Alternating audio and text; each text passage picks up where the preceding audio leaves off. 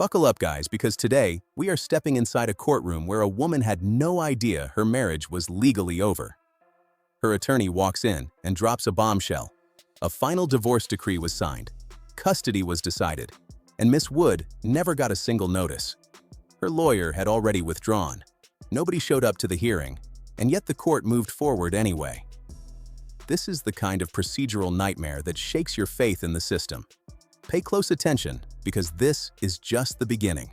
Your Honor, we're about to ask the court to set aside the final decree due to lack of notice to Ms. Wood. At the time the motion to set for trial was filed back in September of 2021, it was set, and at that time, the notice was sent to Jennifer No as attorney for Ms. Wood. Ms. No filed a motion to withdraw, which was not heard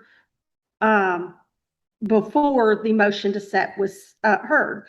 The motion to set was set on January the 3rd of 2022. The docket for the court shows that it was a no-show, that nobody showed up on that day. Then, 1 year later, in March of 2023, there is an order to set this for a final hearing.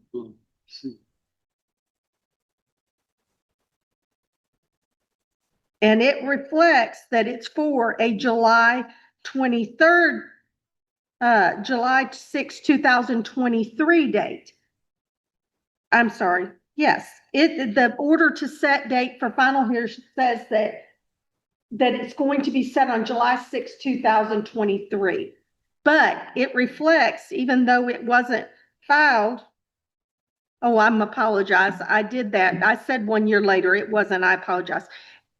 It was filed by the court on March 6, 2023 for a court date signed by the court on February the 28th, 2023. But the court looks at the docket January 3rd, 2022. So it was 1 year later. I was correct when I spoke earlier. There was a no-show. Nobody showed up for that motion to set. So no one was here to get a date from the court, but an order was then filed by Mr. McNabb's office, and it says it was sent to Heather Wood. This was subsequent to her attorney withdrawing, but it was sent in care of her father, Craig Martin. We have him here today. He did live at that address at that time. He has subsequently moved to Florida, and he flew in yesterday to be here today. But he will state that he did not ever receive anything at that address for Miss Wood concerning this divorce. They also, in the final decree of divorce, state they mailed it to that address. Again, Miss Wood would testify, and her father will testify, that it was never received at that address. At the time the motion was filed to set it, she had counsel. Counsel obviously did not appear on that date either, so I can only assume that counsel did not get the motion. Counsel subsequently withdrew. Then subsequent to her withdrawal, there was the order entered 1 year after it was filed, or supposedly heard by the court, setting it for a final hearing, and Miss Wood was not given notice. So we're asking the court to grant our motion to set aside. I would further state my client will testify that during this time, yes, she knew that a divorce was pending, but that her and her husband were having meals together. She was seeing her child on a regular basis, that everything was going along. She did not know that the husband was pursuing this divorce or that anything was going on, and she was not represented by counsel. So based on the sole fact that an order was entered setting this case, when no one appeared in court on the day of the motion, we're asking the court set aside that final decree. Don't leave yet. Sorry, Your Honor. If I understand correctly, there was a motion to withdraw. There was a motion to set for trial and award of primary custody of the child that was set for January the 3rd of 2022. Yes, Your Honor. January the 3rd of 2022, there was a no-show. No one showed up. Yes, Your Honor. Then on February the 22nd, a motion to withdraw was filed by Jennifer No, who was representing the wife at that time, and it was set for hearing March 30th of 2022.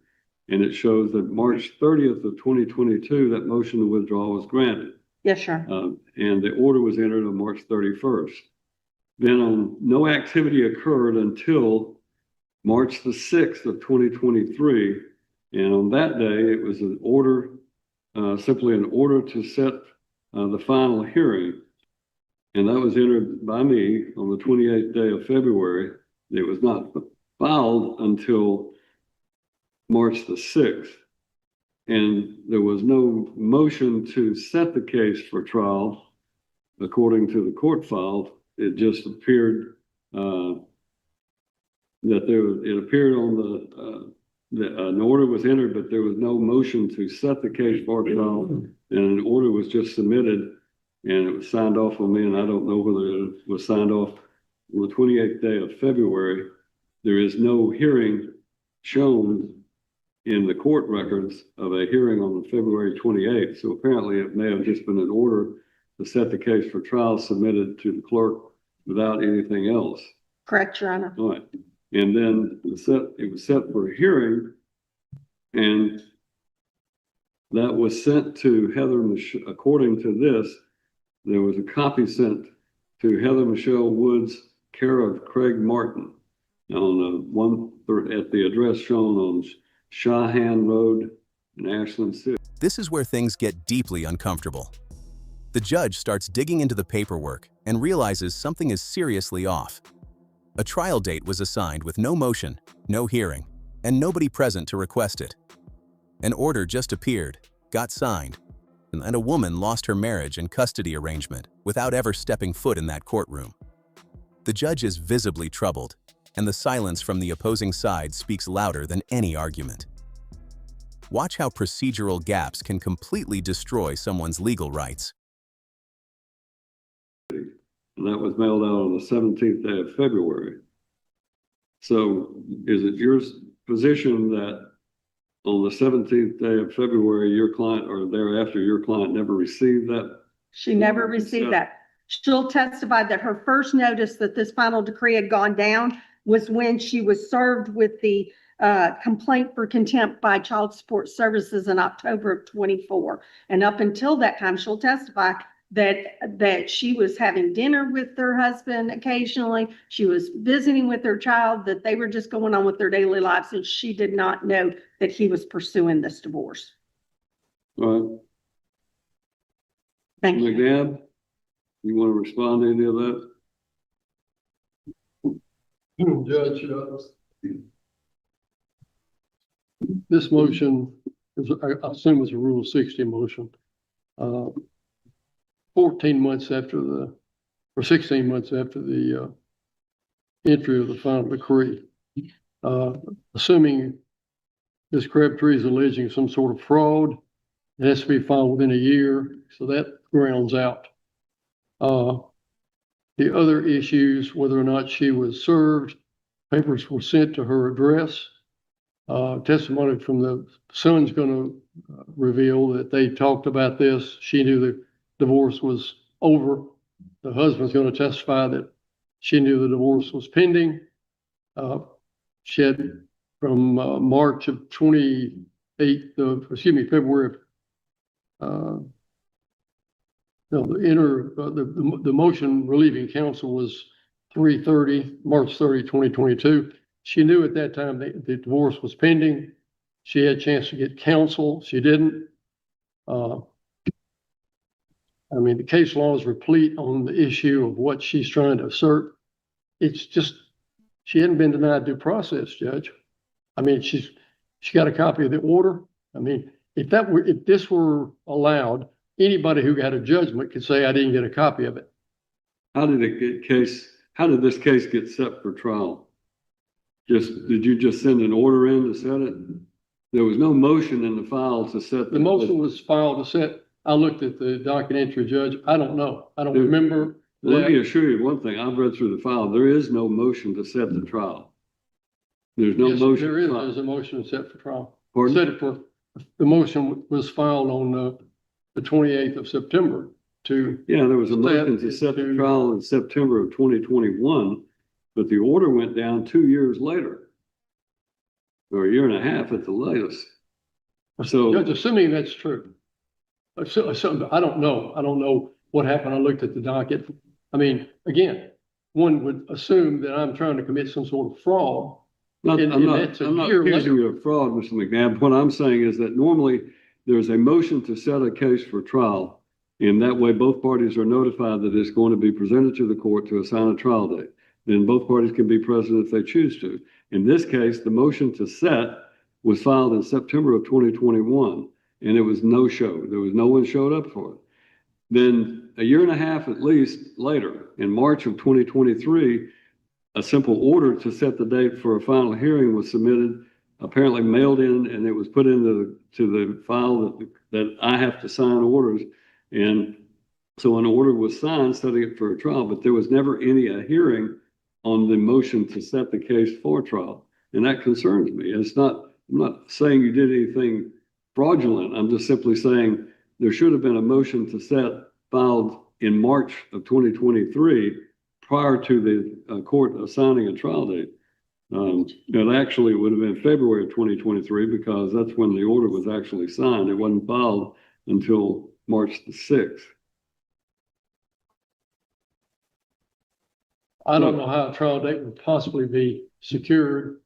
I don't know, Judge. I can't answer that question. All I know is that the case was set for trial if she didn't know about it. If she didn't know about the trial date, it still doesn't make any difference. She got a copy of the final decree. And the final decree was final for 16 months before she took some action against it. So that's really the core of this question is from what she seeks a remedy is not from the motion to set or not to set or have a trial date. The remedy is from the final decree. The court heard the case, for the divorce, signed the final decree. That's what she's seeking remedy from. And she's had a copy of that. It was mailed to her at the address that was provided not only to me, but to her lawyer, because the lawyer filed her motion to withdraw and sent it to the same address. No new address was ever given. I comply with the rules of procedure by sending her a copy of that. Testimony is going to be that she knew about it. She knew about the divorce. And that's the remedy she's seeking. Set aside the divorce. And it was heard by you. So we had a hearing. All right, Ms. Myers, you want to put on your proof? I'll hear your proof. William Craig Martin, Your Honor, he's my witness in the hall. And how do you know my client? Sorry, Miss Wood. She's my daughter. Now the other side swings back hard. McNabb argues this motion is dead on arrival filed 16 months too late, time-barred under the rules, and irrelevant because papers were mailed to her address. He pushes the narrative that she knew the divorce was happening and simply chose to do nothing. It sounds convincing on the surface. But the real question nobody is answering yet is this. If proper procedure was never followed to begin with, does any of that argument actually hold water? That tension is building fast. Dearen, did you know that her husband had filed a divorce from her? No, I did not.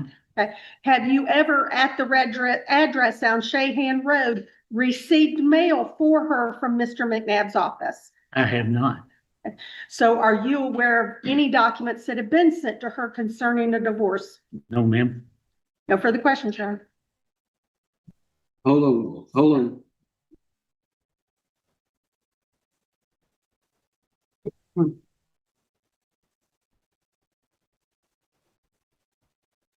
Were you at any of the hearings in this case? No. Okay. You're aware that your daughter had a hearing earlier, right after the divorce was filed? No, I was not. Okay. So did you ever receive any correspondence from her lawyer at your address? Not that I know of, no. Okay. Not that you know of? Nothing that I had seen. Okay. Or nothing that I had touched. Did your daughter live with you at one point in time? Yes. Okay. When did she move? I'm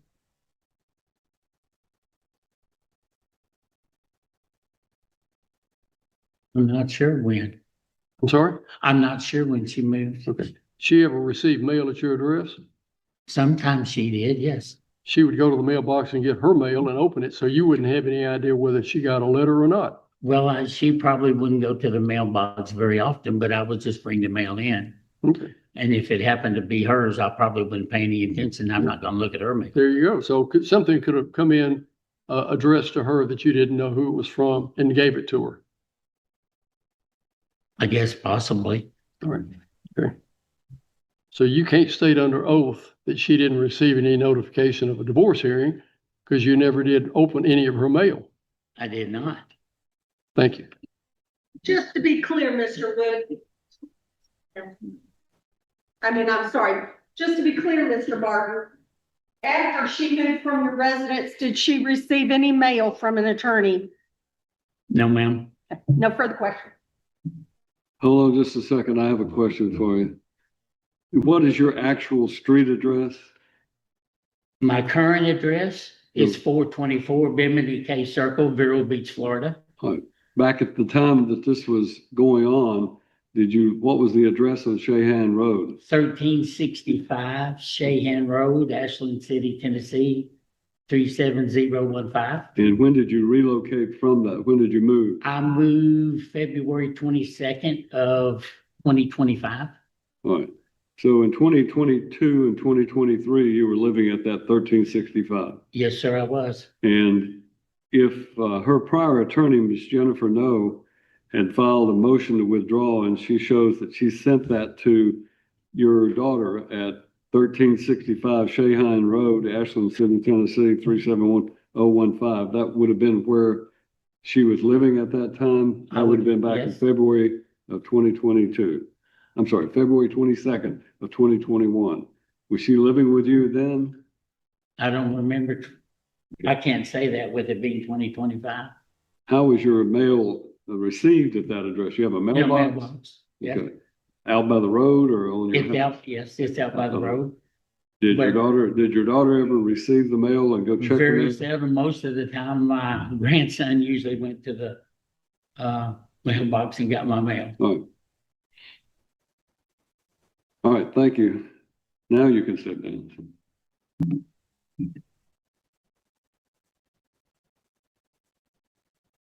I call Heather Wood, Your Honor. You could have a seat.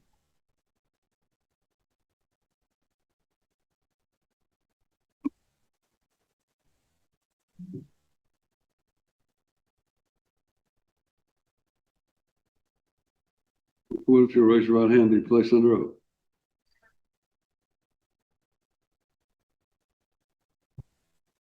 Yes. Please state your full name for the court. Heather Michelle Wood. Ms. Wood, you're not denying that you were made aware that you were served with a complaint for divorce, correct? Yes, ma'am. Okay, so you knew a divorce was pending. Correct. Okay, and at that, initially you had Miss Jennifer No representing you. Yes. Okay, and then Miss No filed a motion and withdrew from your case. Is that correct? Yes. And that was back in 2021, correct? Or I'm sorry, in 2022. Yes. Okay, at that time, where were you residing? At my father's place on Shahan. And you were aware that Miss No withdrew? Yes. Were you aware that they filed a motion to set it for a final hearing in No, ma'am. September 21? No. Did you go to a court date in the beginning of 2022 concerning the motion to withdraw? No. Did you go to the motion for your counsel to withdraw? No. Okay. After your counsel withdrew, did you receive any other documents? No, ma'am. When did you move from the residence? I moved in 2024. Okay. So in 2023, you were living in the residence. Yes.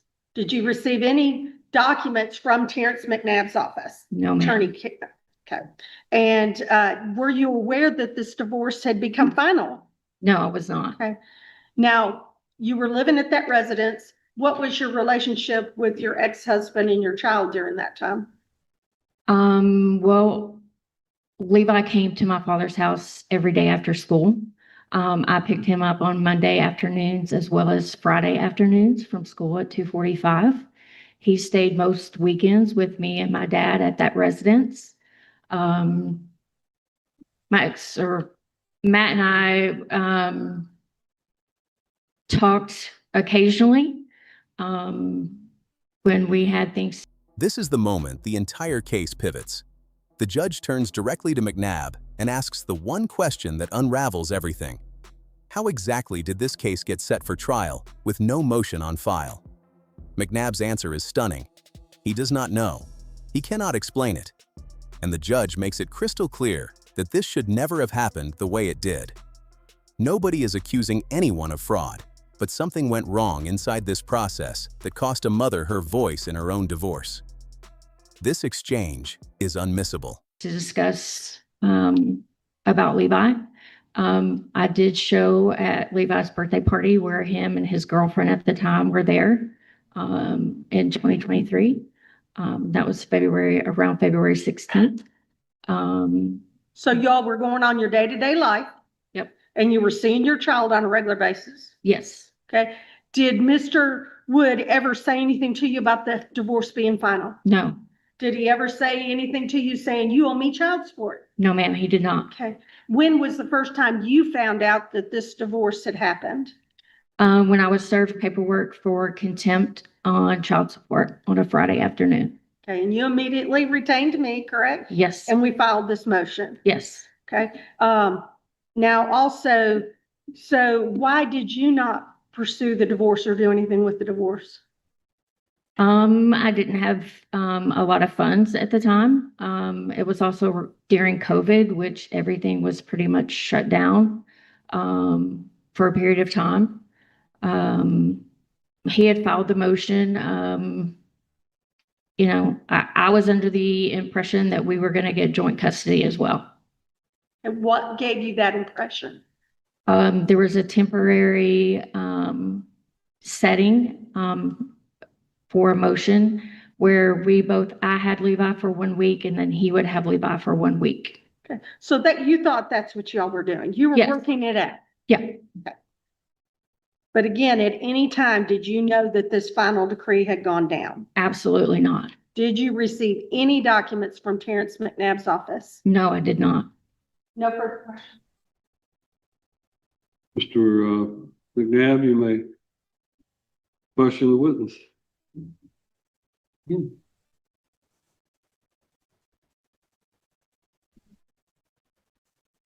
So when did you move from your father's home?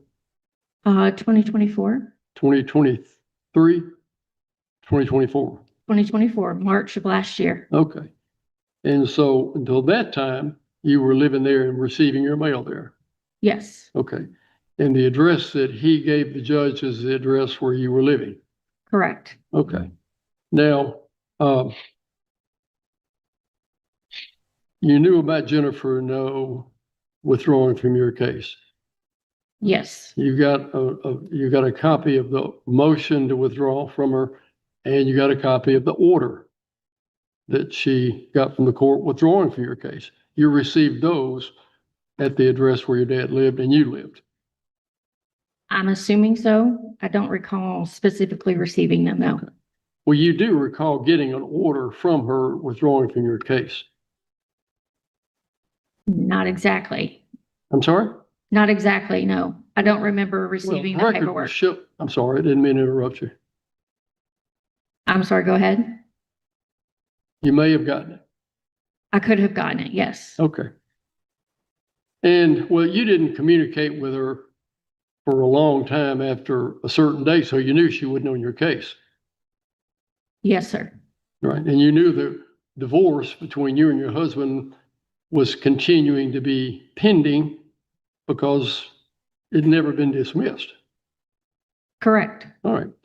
And when this first started, it looks like, and I've got the date on September the 28th or 21st, 28th, 2021, your husband filed a motion to set for a final hearing and award custody of his son to him. And we had a lengthy hearing. Is that not true? Was I present? You were here when we had a hearing because wasn't this issue about a next door neighbor, a lady, wouldn't it? Oh, yes. Okay, Jack, I think he's molding the two motions together because the court says no show the date the motion is set for trial. It says no show. No, but there was no hearing on that day. He's asking about two different motions. Identify the date of the motion hearing that you're. Motion, I'm sorry, I didn't understand what she said, Judge. She said that she's saying that the motion you're referring to was not on the day of the motion for the court to set the case for trial, that motion was filed. That was the one the one that I filed on September the 28th, 2021. It was the very first thing I filed.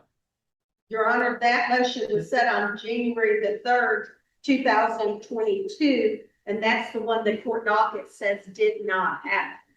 Judge, there's a document in the file for motion to set and to set for custody. It's in the file. And that was filed on September 28, 2021. The father takes the stand, and what starts as straightforward testimony quickly turns into a credibility battle. He says he never received anything from McNabb's office for his daughter. Sounds definitive. But then the cross-examination begins, and the cracks show. He admits he would bring the mail in. He admits he would not always know whose letter was whose, and suddenly, that certainty dissolves right in front of the court. One carefully placed question flips the entire testimony. This is exactly how courtroom cross-examinations are designed to work. All right, and From that document, what date was that set to be heard? it was heard in front of Judge Mash, Judge. Your Honor, set to be heard on January 3rd, 2022. That's another One of you talk at a time. There's a motion to set for trial and for award of primary custody of the party's minor child. That was filed with this court on September the 28th, 2021. That's what you're referring to. It was the motion expected to be heard on January the 3rd of 2022. And that was sent to Jennifer No by you by certificate of service.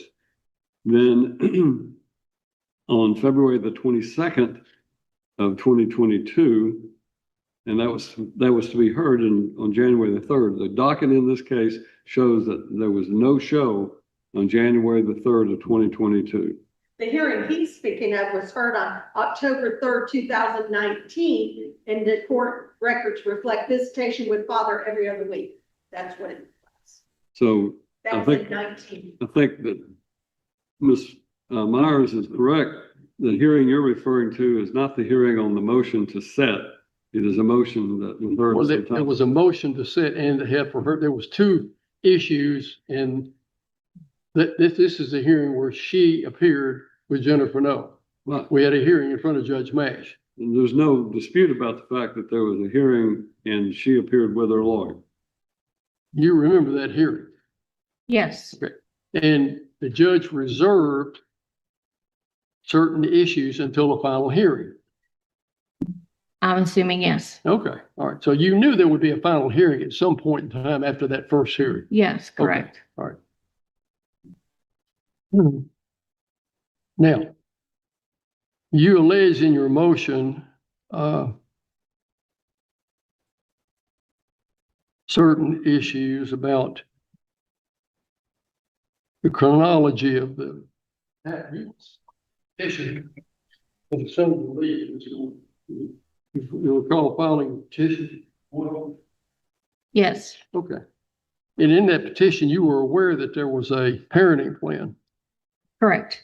So how did you know there was a parenting plan if you didn't know about the divorce? Well, the parenting plan I thought was what was the joint custody at the previous hearing. Well, paragraph 4 of your petition, it says wife was awarded no parenting time with the party's minor children or party's minor child. How did you know you weren't awarded any parenting time? I didn't know at that time. Well, it's in your sworn petition that you wasn't awarded any parenting time. How did you know that when you signed this? Stipulate that at the same time we filed a motion to set aside the final decree, we also filed a petition to modify the final decree if the court denies our motion. So we will agree that as of the date of filing the petition, she was aware of the final decree. I believe it's a stipulation that she found out about the final decree, and contemporaneously with her motion to set aside that final decree, she filed a petition to modify. So you in your petition said you seen the child just about every day. For periods of time, yes. I'm sorry? Yes, for periods of time. Okay. And he's here today. Your 16-year-old son's here. Yes. Okay. And isn't it true, or do you remember telling your son that you knew you were divorced? No, I did not. You're going to say that you never told him that you knew you were divorced. That's correct. I did not. So if he testifies to that, that's not true. I was never made aware that our divorce was final. But if your son takes the stand under oath and says, Mom told me about the divorce and she knew Then about he it, would you're be on going to leave, say sir. that's a lie. Yes. Okay. Do you know when your ex-husband moved to his present address? You know when he did? I'm not exactly sure, no. Was he living close to where your dad lived until he moved? Yes, next door. Next door. Yes. Did your dad and your ex-husband have a relationship where they talked to each other? Yes. Okay.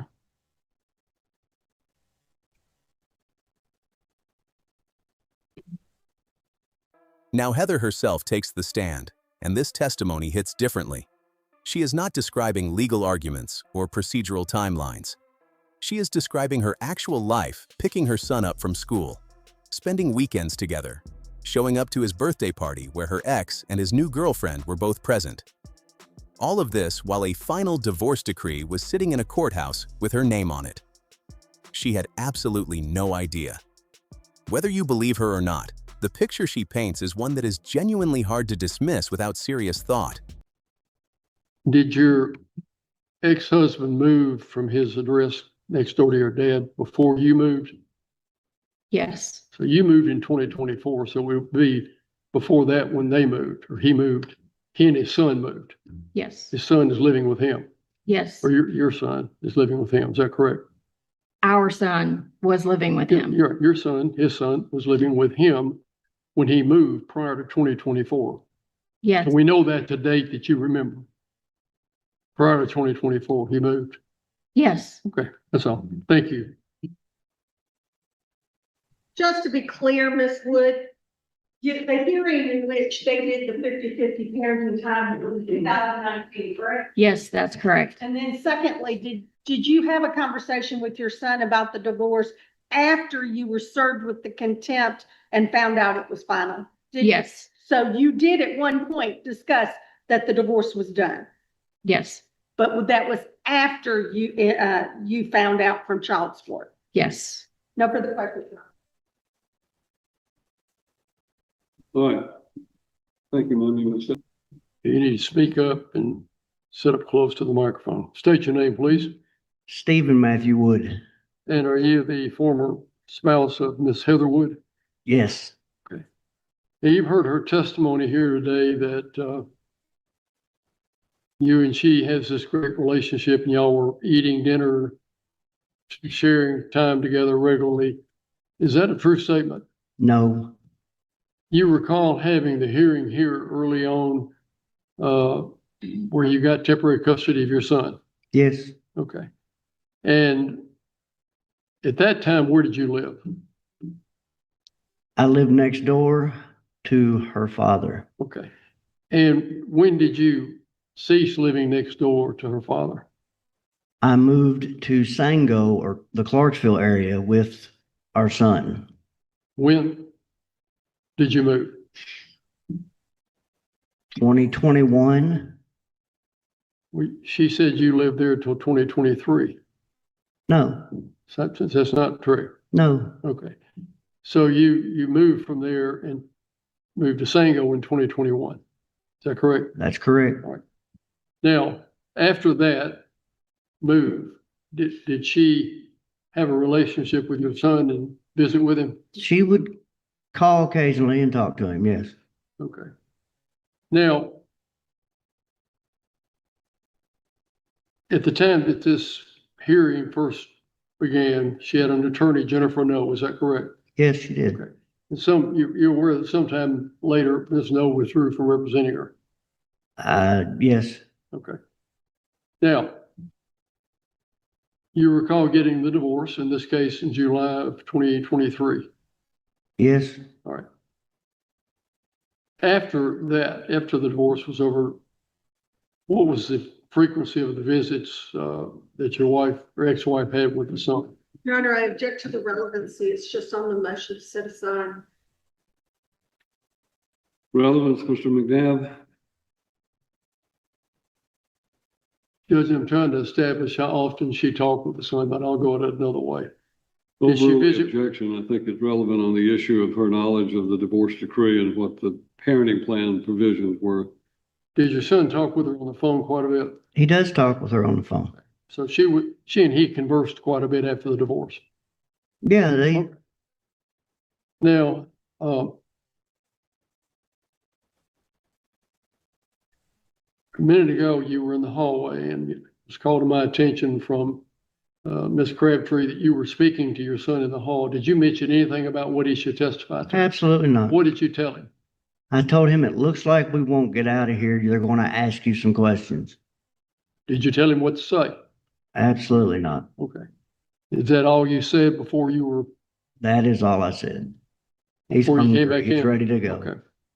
All right. Now there's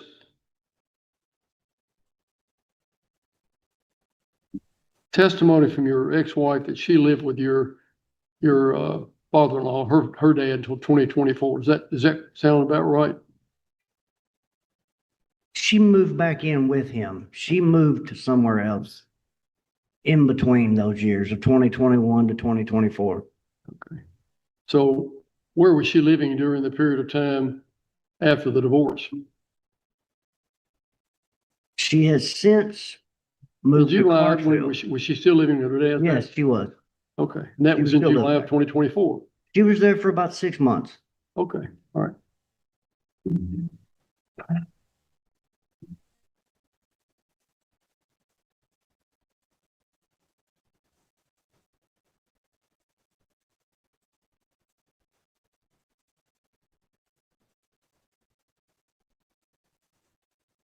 This is where the defense draws blood.